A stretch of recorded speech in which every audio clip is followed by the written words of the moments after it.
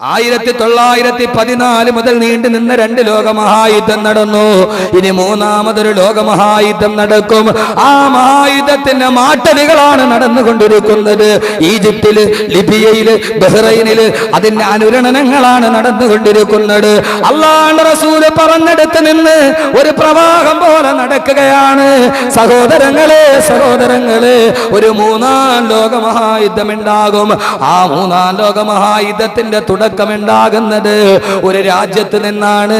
14 നൂറ്റാണ്ട് മുമ്പ് ആമിനയുടെ മുത്തുമോൾ ഉമ്മുൽ ഖുറ എന്ന് പറയുന്ന സർപ്പം വളഞ്ഞു പൊളഞ്ഞു കിടക്കുന്നത് പോലെ ചെമ്മൺ പാതകൾ നിറഞ്ഞ മക്കയിൽ നിന്നിട്ട് അല്ലാഹുവിന്റെ റസൂൽ പറയുന്നു, മൂന്നാം ലോകമായുധം പൊട്ടിപ്പുറപ്പെടാൻ ഒന്നാമത്തെ കാരണം ഒരു കൊച്ചു രാജ്യമാണ്. ആ രാജ്യത്തിന്റെ പേര് ഇസ്മുഹു കൂത്ത്. ആ രാജ്യത്തിന്റെ പേര് കൂത്തെന്നാണ്. അല്ലാഹുവിന്റെ റസൂൽ പറഞ്ഞു, മൂന്നാം ലോകമായുദ്ധത്തിന്റെ തുടക്കം വരുന്നത് ഒരു രാജ്യത്തിൽ നിന്നാണ്. ആ രാജ്യത്തിന്റെ പേര് ഇസ്മുഹു കൂത്ത്. ആ രാജ്യത്തിന്റെ പേര് കൂത്തെന്നാണ്. ആ രാജ്യത്തിന്റെ പ്രത്യേകത എന്താ? ആ രാജ്യത്തിന്റെ സാമ്പത്തിക സ്രോതസ് ഭൂമിയിൽ നിന്ന് കുഴിച്ചെടുക്കുന്ന സാധനമായിരിക്കും. 14 നൂറ്റാണ്ട് മുമ്പ് ഒട്ടകമെന്ന വാഹനമല്ലാതെ രണ്ടാമതൊരു വാഹനം അറിയാത്ത, ഡീസൽ കണ്ടുപിടിച്ചിട്ടില്ലാത്ത, പെട്രോൾ കണ്ടുപിടിച്ചിട്ടില്ലാത്ത, ഒരു യന്ത്രവാഹനത്തെ കുറിച്ച് ചിന്തിക്കാൻ പോലും കഴിയാത്ത 14 നൂറ്റാണ്ട് മുമ്പ് അല്ലാഹുവിന്റെ റസൂല് പറയുകയാണ്, ഒരു രാജ്യം അതിന്റെ സാമ്പത്തികം കുഴിച്ചെടുക്കുന്ന പെട്രോളാണ്. ആ രാജ്യത്തിന്റെ പേര് കൂത്തെന്നാണ്. ആ രാജ്യത്തെ ഒരു രാജ്യം ആക്രമിക്കാൻ തുനിയും. ആ ആക്രമിക്കാൻ തുനിയുന്ന രാജ്യം ഭരിക്കുന്നത് മലിക്കും മിനൽ ജബാബിറ. മലിക്കും മിനൽ ജബാബിറ ഒരു സ്വേച്ഛാധിപതിയായ രാജാവാണ്. ആ രാജാവിന്റെ പേര് വയുകാലു ലഹു സദ്ദാ. അല്ലാഹുവിന്റെ റസൂൽ പൂർണ്ണമായിട്ട് മുഴുമിപ്പിച്ചില്ലെങ്കിലും ആ കാലഘട്ടത്തിന്റെ ഭാഷ വെച്ചിട്ട് അല്ലാഹുവിന്റെ റസൂൽ പറഞ്ഞു, ആ മലിക്, ആ രാജാവ് ഏകാധിപതിയായ രാജാവായിരിക്കും. വയുകാലു ലഹു സദ്ദാ. അയാളുടെ പേര് സദ്ദാം എന്നായിരിക്കുമെന്ന് ലോകത്തിന്റെ മുത്തേ നബി മുഹമ്മദ് മുസ്തഫ.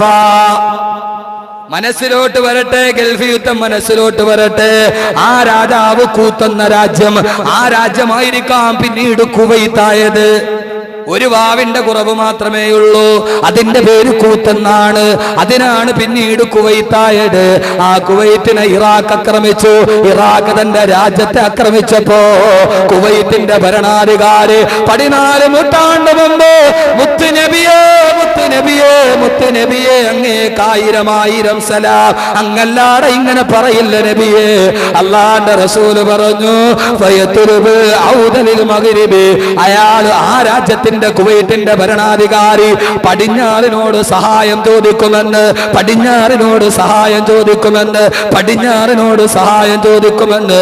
പടിഞ്ഞാറിനോട് സഹായം ചോദിക്കുമ്പോ ആ പടിഞ്ഞാറൻ ഒറ്റ രാജ്യങ്ങളല്ല, പല രാജ്യങ്ങൾ ഒരുമിച്ചുകൂടി തഹ്തറായാത്തിന് ശത്താ 12 പതാകകളുടെ കീഴിൽ അല്ലാഹുവിന്റെ റസൂല് പറഞ്ഞു, പല പതാകകളുടെ കീഴിൽ പടിഞ്ഞാറൻ രാജ്യങ്ങൾ ഒന്നിച്ചു വന്നിട്ട് ഇറാഖിനെ ആക്രമിക്കുമെന്ന് ലോകത്തിന്റെ മുത്തേ നബി മുഹമ്മദ് മുസ്തഫ.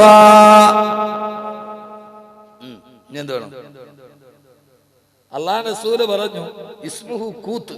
ആ രാജ്യത്തിന്റെ പേര് കൂത്തെന്നാണ്. ഒരു വാവിന്റെ കുറവുള്ളൂ, പിന്നീട് കുവൈത്തായി. ആക്രമിക്കുന്ന ആൾ മലിക്കും മിനൽ ജബാബിറ, ഏകാധിപതിയായ രാജാവ്. ഇനി നിങ്ങൾ കേട്ടോളി, ഒന്നുമില്ല. അല്ലാഹുവിന്റെ റസൂൽ പറഞ്ഞൊരു കാര്യം സത്യമായിട്ട് നിങ്ങൾ ടെലിവിഷനിൽ കണ്ടിട്ടുണ്ടാവും. അദ്ദേഹം പടിഞ്ഞാറിനോട് സഹായം ചോദിച്ചു. പടിഞ്ഞാറ് വന്നത് അമേരിക്ക മാത്രമാണോ? അമേരിക്ക മാത്രമാണോ?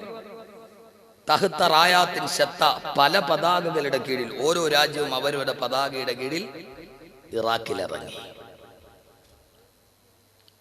അല്ലാഹുവിന്റെ റസൂൽ പറഞ്ഞു, ഇറാഖിലെ ജനങ്ങൾക്ക് ഭക്ഷണ ഉപരോധം വരെ അവരേർപ്പെടുത്തും. അതിൽപ്പെട്ടിട്ട് പിഞ്ചു കുട്ടികളും മരിച്ചു വീഴുമെന്ന് നബി മുഹമ്മദ് മുസ്തഫ.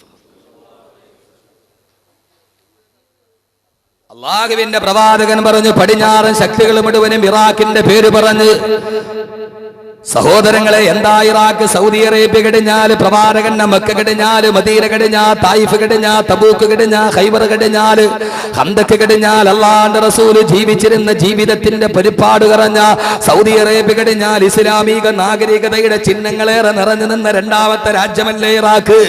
ബഹുമാനപ്പെട്ട നൂഹ് നബി അലൈഹി സ്വലാത്തു വസ്സലാമിന്റെ കാലഘട്ടത്തിൽ ജലപ്രളയമുണ്ടായ റൊട്ടിക്കാരന്റെ അടുപ്പടക്കമുള്ള ബഹുമാനപ്പെട്ട ശൈഖ് മുഹിയുദ്ദീൻ അബ്ദുൽ ഖാദിർ ജീലാനി ഖദ്ദസല്ലാഹു സിർറഹുൽ കബറടക്കമുള്ള ആയിരക്കണക്കിന് പണ്ഡിത കേസരികളുടെ മൺമറഞ്ഞു പോയ ഇസ്ലാമിക ചരിത്രം തുടിച്ചു നിന്ന ഇറാഖിന്റെ മണ്ണിലേക്ക് ആയിരക്കണക്കിന് ഇറാഖികളെ, ലക്ഷക്കണക്കിന് ഇറാഖികളെ കൂട്ടക്കുരുതി കൊടുത്തിട്ട് അമേരിക്കയും സഖ്യകക്ഷികളും തേർവാഴ്ച നടത്തിയപ്പോ വളരെ വിശാലമായ ചരിത്രമാണ് നിങ്ങൾക്കറിയാം. അവസാനം ഇറാഖിലെ പാവപ്പെട്ട ജനങ്ങൾ മുഴുവനും അള്ളാഹുവിന്റെ വിശുദ്ധമായ ഖുർആൻ പറഞ്ഞതുപോലെ ഇറാഖിലെ സദ്ദാമിന്റെ പേര് പറഞ്ഞിട്ട് സർവ്വതും തകർത്ത് തരിപ്പണമാക്കി ഇറാഖിലെ പാവപ്പെട്ട വൃദ്ധന്മാരും കൊച്ചുകുട്ടികളും മുഴുവനും ഒരു നേരത്തെ ഭക്ഷണമില്ലാതെ UN ഐക്യരാഷ്ട്രസഭ വർഷത്തിൽ ഒരു പ്രാവശ്യം വിതരണം ചെയ്യുന്ന റൊട്ടിക്കഷണം മേടിക്കാൻ ഇറാഖിന്റെ പരാഭാരം പോലെ പരന്നു കിടക്കുന്ന മണൽത്തരിയിൽ കിടന്നിട്ട് സൂര്യന്റെ